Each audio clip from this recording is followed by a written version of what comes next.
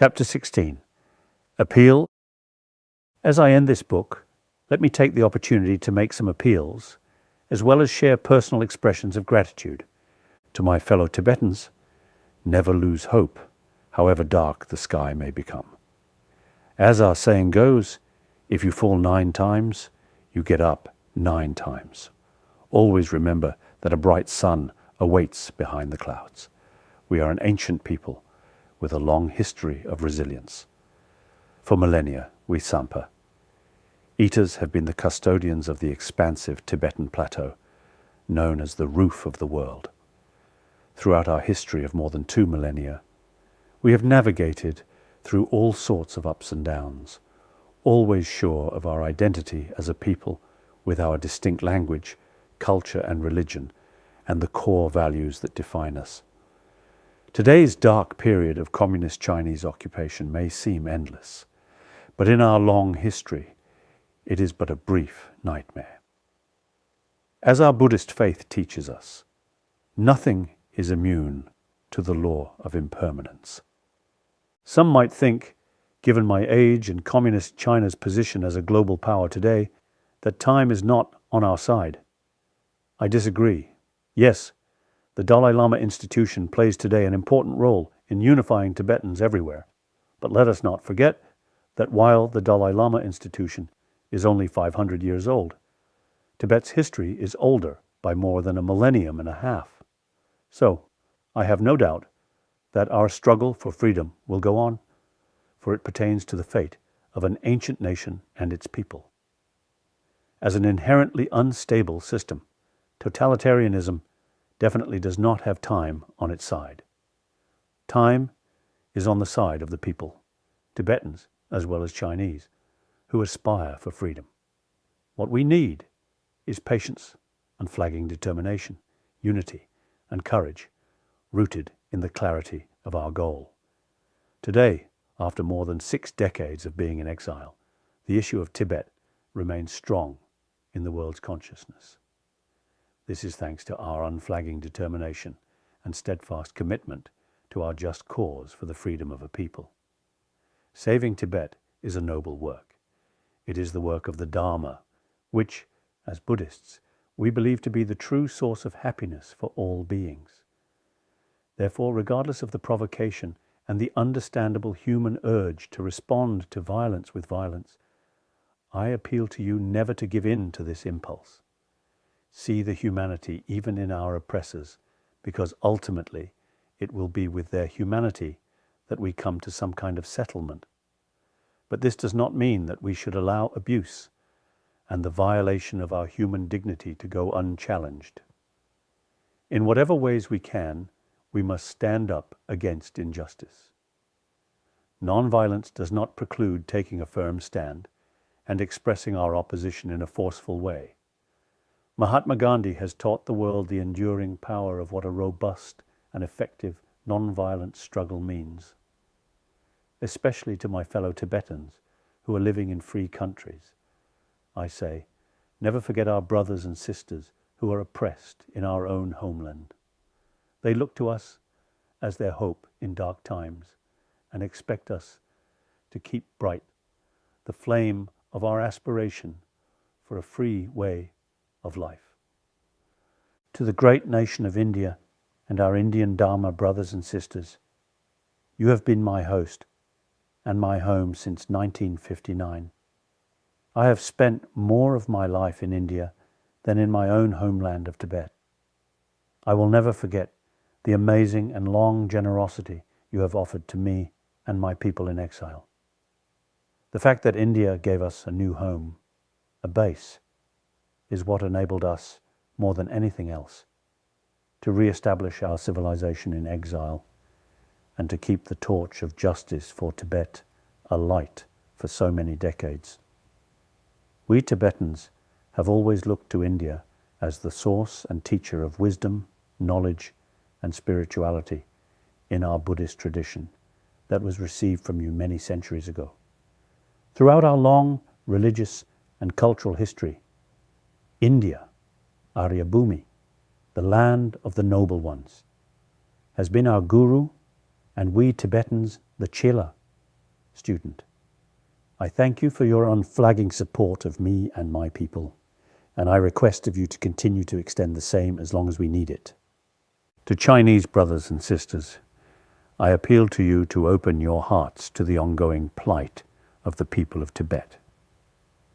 The Chinese and Tibetan peoples share a common spiritual heritage in Mahayana Buddhism and cherish compassion for all suffering beings.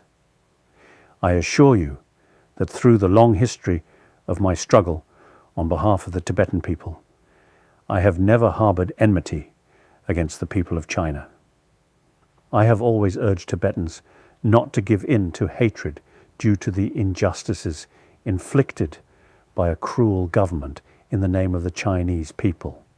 I ask you to be vigilant against any attempts to promote racial hatred against the Tibetans through state propaganda aimed at splitting the long history of good feeling, neighborliness, and friendship between our peoples.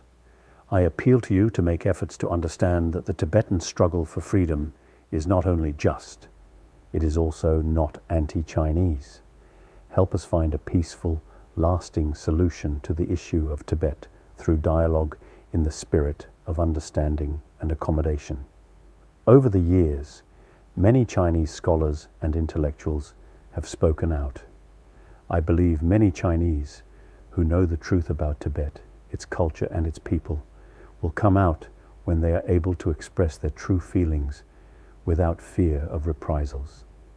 Protecting Tibet is a matter important also to the very heart of China itself. I want to share with you that for me, like for so many across the world, one sad thing is that the amazing economic liberalization of China was not matched with progress in respect for human rights and democratic freedom for your people.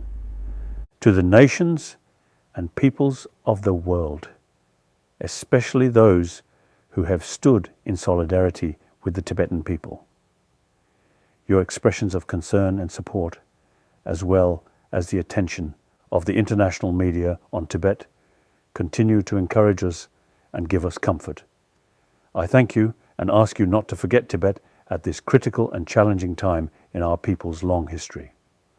Over the long course of my efforts to save Tibet and its people, quite early on I came to recognize that the survival of Tibet as a civilization with its distinctive language and Buddhist tradition is a matter of great importance not only to us Tibetans. Of course, with our cultural heritage that emphasizes harmony with nature, if we Tibetans are empowered, the fragile ecology of the Tibetan plateau can also be safeguarded, especially against unrestrained exploitation. Beyond this, the protection of Tibet is also about the survival and flourishing of a culture that is rooted in compassion and has the potential to be of benefit to humanity. The Tibetan tradition represents today the only surviving custodian of the full spectrum of the rich heritage of the great Nalanda school of Indian Buddhism, from philosophy to logic and linguistics, and from psychology to diverse spiritual practices. At the heart of our tradition is the emphasis on the principle of the interdependence of all things, and also the understanding that compassion grounded in the recognition of shared humanity forms the basis of an ethical way of life leading to happiness for all. As our world becomes more interconnected, all human beings need to learn to rise above narrow self-interest for the sake of each other and for the sake of our fragile planet. In more than 5 decades of traveling around the world, a key message I have shared from my culture is the importance of embracing the more compassionate parts of human nature, and how doing so will enable us to promote peace and happiness both at the individual as well as societal levels. One of my deeply held convictions is that if each one of us could embrace what I call the oneness of humanity, a visceral sense of our shared human condition that acknowledges the simple fact that just like me, everyone else wishes to be happy and does not want suffering, our world would be a better and kinder place for all. As social creatures, each one of us came from a mother's womb and survived thanks to someone else's care, especially our parents, in our most vulnerable period of infancy.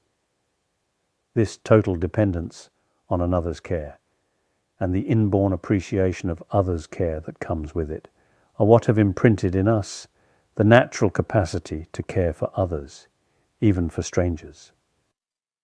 I sometimes describe this as the human quality of warm-heartedness. This is our basic nature. I truly believe that even as the world becomes ever more complex, any solutions we bring to address our challenges, both at the individual as well as at the societal levels, must take into account this basic nature of who we are.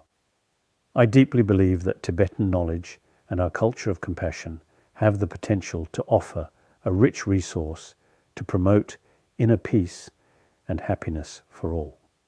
So the survival of Tibet and the Tibetan people is in the larger interest of humanity itself. Let me end this book by sharing the following verses from the 8th century Buddhist teacher Shantideva, whose writings have remained an enduring source of deep inspiration for me. The sages who have contemplated for many eons see this altruism alone to be of greatest benefit. Through it, immeasurable beings can obtain with ease the highest state of happiness. Those who wish to undo hundreds of miseries of existence, and those who seek to relieve creatures of their sorrows. Also those who long to enjoy many hundreds of joys. They must never abandon the altruistic awakening mind. May I be the protector to those without protector. May I be the guide to those traveling on the road. May I become a boat, a causeway and a bridge for those who long to reach the further shore. Just like the great elements such as earth, as well as like space, at all times, may I be a sustenance of many kinds for an immeasurable number of beings. Likewise, for beings whose expanse reaches to the furthermost edges of space, at all times and until they all attain nirvana, may I remain a source of sustenance for all. For as long as space endures, for as long as sentient beings remain, until then, may I too remain and dispel the miseries of the world.